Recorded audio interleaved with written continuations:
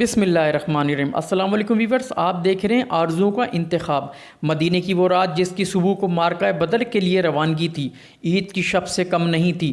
آرزوؤں کی ترنگ میں روحیں اس طرح شرابور تھیں کہ ہر آنکھ سے کوثر کے شراب کے پیمانے چھلک رہے تھے۔ کہتے ہیں کہ رات کی تنہائی میں ایک جگہ بیٹھ کر دو سرفروش نوجوان آپس میں باتیں کر رہے تھے۔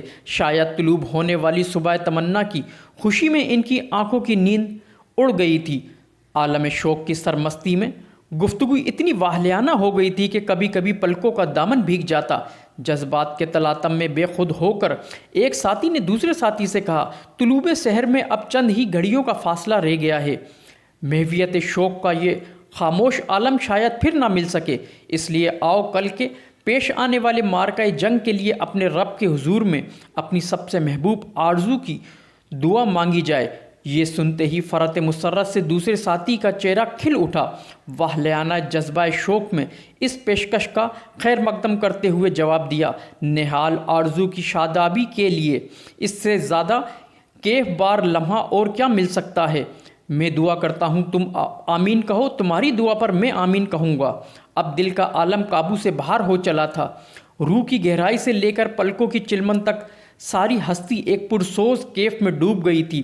ہاتھ اٹھاتے ہی دعا کے یہ الفاظ رات کی خاموش فضا میں بکھر گئے، اے خدا، کل میدان جنگ میں دشمن کا سب سے بڑا سورما اور جنگ آزمودہ بہادر میرے مقابلے پر آئے۔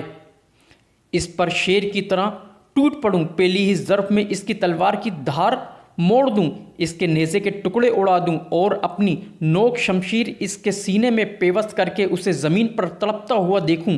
ٹھیک اس وقت جب وہ شدید کرب سے چیخ رہا ہو، میں اس کے قریب جا کر آواز دوں کہ تیرے کفر کا غرور ٹوٹ گیا، جس غیبی قدرتوں کا تو نے مذاق اڑایا تھا۔ دیکھ، آج اس نے بادلوں کی آڑ سے اپنے جلال اور عظمت کا لشکر اتار دیا ہے۔ آج اس کے محبوب پیغمبر کی کامیابی کے ظہور کا دن ہے۔ پھر اس کا سر قلم کر کے ہمیشہ کے لیے ذلت کی خاک پر روندے جانے کے لیے پھینک دوں۔ اب دوسرے ساتھی نے اپنی دعا کا آغاز یوں کیا، اللہ کریم، میری آرزو یہ ہے کہ کل کے پیش آنے والے مارکہ جنگ میں میرا مقابلہ دشمن کے کسی بہادر اور دلیر سپاہی سے ہو۔ وہ طرح طرح کے ہتھیاروں سے لیس ہو کر میرے مقابلے پر آئے، شوق شہادت میں بدمش ہو کر میں اس کی طرف بڑھوں، وہ میرے اوپر حملہ کرے، میں اس کے اوپر وار کروں، لڑتے لڑتے میں گھائل ہو جاؤں، میرا سارا جسم زخموں سے چور چور ہو جائے۔ اسلام کا عشق میری رگوں سے خون کی ایک ایک بوند کا خراج وصول کر لے، یہاں تک کہ میں بے تاب ہو کر زمین پر گر پڑوں، دشمن میرے سینے پر سوار ہو کر میرا سر قلم کر لے، میری ناک کاٹ دے، میرے آنکھیں نکال لے، میرا چہرے کی حالت بگاڑ دے، میرے جسم کے ٹکڑے ٹکڑے کر ڈالے۔ اس کے بعد میں اس حال میں تیرے سامنے پیش کیا جاؤں، پھر سر سے پاؤں تک خون میں نہائے ہوئے اپنے ایک مسکین بندے کو اس حالت میں دیکھ کر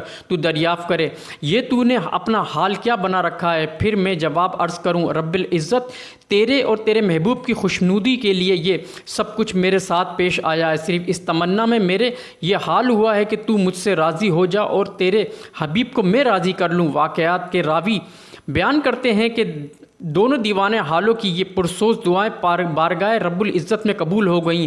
دوسرے دن میدان جنگ میں دونوں کے ساتھ وہی حالات پیش آئے جو اپنے رب کے حضور میں انہوں نے بطور دعا مانگی تھی۔ کہنے کی بات یہ ہے کہ دشمن پر فتح پانے کی دعا تو سبھی مانگتے ہیں، لیکن اپنی ہستی کو دشمن کے حوالے کر دینے کی دعا تو ایک نرالی دعا ہے۔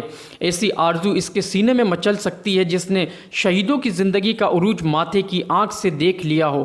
ویورز، کیسی لگی کہانی؟ فیڈ بیک ضرور دیجیے گا، سبسکرائب کیجیے گا۔ اللہ حافظ۔